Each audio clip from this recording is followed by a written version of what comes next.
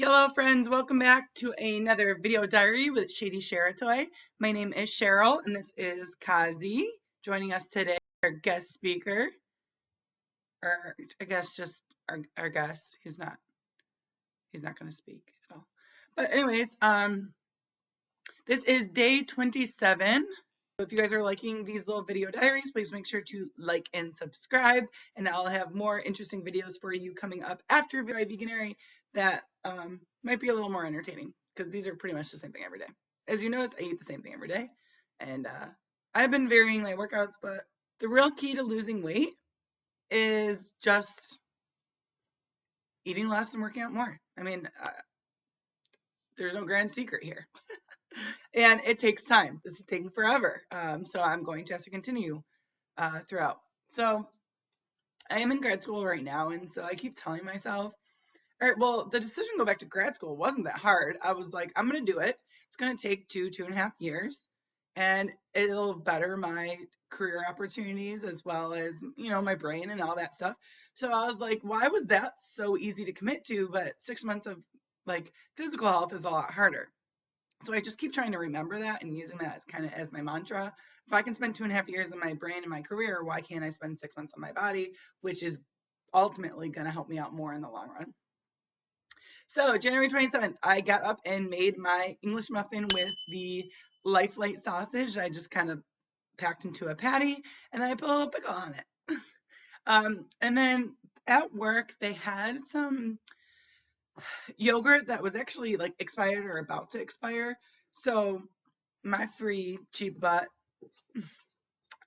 went and got some. So I did have some yogurt for kind of like a mid-morning snack, as well as one of these oat and honey Nature Valley bars. I love these bars, but technically they're not vegan because they have honey in them. I understand that. But so this was like a very not vegan snack, but it is pretty healthy. And I mentioned in the Vitamin Shop food haul that I do need to work on getting more probiotics in my body for my gut health. And so, I mean, yogurt is a really good way to do that. This was Greek yogurt with some strawberry on the bottom type stuff. And then I just crumbled up the Nature Valley bar and ate it in it. I was really into snacks this day. So I also had some Cheez-Its, but they were all the like single serving things. So I feel like I ate a lot. And then at the end of the day, I looked back and like when I was taking pictures to put on this video, I'm like, I guess that's really not a lot of food. It was all snacks. For lunch, I had a salad, and I filmed my very first Eat With Me mukbang type video. So go check that out. That was day 26. In the first like 6 minutes, it has this regular video. And then there's kind of like a Eat With Me, what are my thoughts kind of video after that. So for lunch, I just had a salad. It was really simple. I'd even explain it in the video because it was pretty basic. Just some romaine lettuce, green peppers, tomatoes, carrots, onions. I had some hemp seeds. I threw those on top. Just pretty much whatever I had in my fridge that would go in a salad. Sometimes I do throw pickles in, but I did not this time. And then I just use a basil balsamic dressing, very basic, but now every time I go to restaurants and get dressings, I just always get the balsamic, and now I'm so used to it that that's kind of what I expect.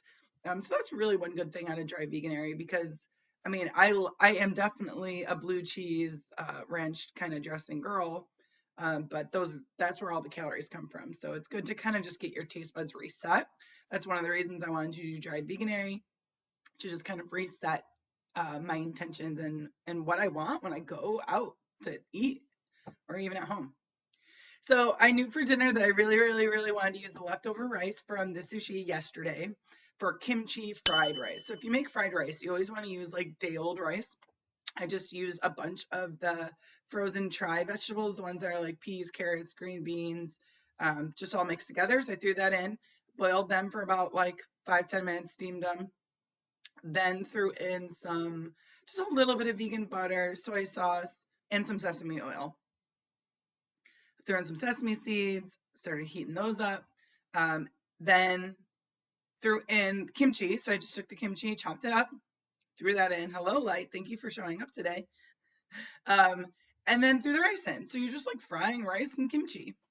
and veggies. So that's what I had for dinner. I ate that before class. So here's the problem. Here's the dilemma on the days that I have class. I have class from about 6 to 8 Mondays and Wednesdays. So it's like, all right, I gotta eat and I gotta work out. So when do I do what, right? So do I try to get a short workout in before and then eat dinner after and spend time cooking it? Or do I try to cook dinner before it and then do the workout after? Or do I have a late lunch and then do both after? So it just kind of depends. I was gonna do both of them after, but then it was 5 and I'm like, I have a whole hour. So I'll just make the kimchi fried rice. So I ate dinner at 5. By 11, by the time I really started falling asleep, I was pretty hungry, and I do try to go to bed hungry, but that's when I went back through and thought about what I ate that day, and I'm like, I don't think that's enough calories. So I did go downstairs and get a little bit of this peanut butter granola. That's been a fun little treat. I just make sure to put it in the smallest container I have so that when I fill it up, it's not that much. So that ended out my day. After class at 7:30, I wanted to do a workout. I had done body pump the day before, and I do want to do body pump again. And anytime I'm starting a new weightlifting routine, you get really sore in the beginning. I did very low weights because I knew that would happen, but I definitely wanted to work out, but I didn't want to do anything too weight intensive. So I did one of the bar blend classes. And in these bar blend classes, they're run by a lady named Elise Joan. And she used to be a professional dancer, and her body is so perfectly toned. I mean, like booty, abs, everything. Um, and she is just the way she leads the class is she knows exactly when to say what to keep you motivated and to also like help you appreciate yourself. And at the beginning of all of these classes, they do an affirmation card. And so they just say different things. And so the one that I watched yesterday was I am worthy. And it was funny because I was just thinking about how, like, okay, I'm putting all my time and energy into school, but like I'm also worthy of getting my body together. Um, and the whole time she was just talking about, you are worthy where you are now. And when you realize that, you will get to where you want to be naturally. And there's times where you're like switching sides. So you do something on the left foot and then the right foot. And we were switching sides and she just kind of dances and she does like a little samba sometimes. And so she was like, let's go hang out with my friends. So I'll play a little video here of kind of like her personality. And this is spot on. I'm very much kind of cleansing my life of who do I want to hang out with? Who do I want to confide in? And are these other people worth it? Right. So here's what she said. We come and we party with our friends, and we only choose friends that are worthy of us. That means they elevate us, they make us feel good, and they allow us to express ourselves, even with all our imperfections, like my samba. So I really think that I'll probably keep doing the bar blends. I like it intermittently with the body pump. But so for my influencer of the day, it is the bar blend class, but specifically Elise Joan. Please go check out her Instagram. She even has a Bernie Sanders meme up there. So she's just very positive and is definitely somebody that I am inspired by physically, but also emotionally. And I kind of connect on that holistic mind, body, spirit junk. I don't want to get too into. I'm not a yogi at all. I'm not a yoga person, but I definitely am a holistic. Like, how do all these things work together to better your life? And hopefully, that's the journey that most of us are on. So check out Elise. I put her Instagram below, so you can check that out. The only other thing I really want to mention before I cut this video off is that at work, we have a wellness program. So I definitely recommend if you don't know about your wellness programs or don't know if your company offers them, just go ask HR. That's what I'm studying is HR, but I really took advantage of anything that the company is going to give me. So we do these wellness challenges and you get points. And at the end of the year, however many points you get gets added to your health savings account balance. So I definitely will take more money there. You can use the health savings account for like aspirin. I bought a thermometer when I thought I had COVID, which I didn't, but just to make sure. You can buy all of your medications. So if you're getting prescriptions, I always use my health savings account for those. In any like emergency doctor visits or any copays or anything like that, you can use the HSA. So ask your HR about it. I'm not an expert, but listen, so we have these wellness programs and there's all these challenges to get points to get that money. So one of the challenges that our company is doing is all year long, if you walk 7,000 steps 3 days a week, you get points. So I was like, that's easy. If I just count my hikes, that should be enough steps, but also the days.